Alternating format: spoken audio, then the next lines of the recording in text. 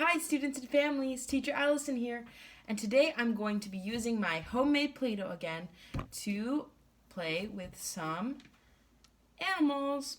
So this week I'm talking about eggs, and since I have my animals, I thought it would be cool to use my homemade Play-Doh to play with the animals. So if you didn't make any home Play-Doh yet, you can check the link above. I will link my other video on how to make this amazing homemade Play-Doh. I made this Play-Doh a few days, like maybe last week, and the consistency is still really good. All you have to do to store it is put it in a airtight Ziploc baggie, push all the air out, seal it up, and it will stay good for at least a week. This is a week later, it's still working. So today what we're gonna do is just put our animals in our Play-Doh, hide them like they're in a gigantic egg. Okay, there it is.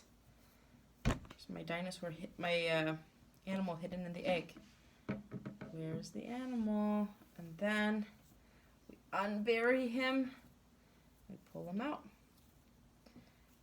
Another thing we can do with the animals is put the Play-Doh down on the ground, and we can make some animal footprints. Meh, meh. That's the goat. And I made some animal footprints in my Play-Doh, which is kind of cool. We can talk about how animals make tracks in dirt when they walk. Here's my horse. Hee-haw, nee, nee, nee, nee. All right, and that's all it is. It's really easy. Hope you guys have some fun.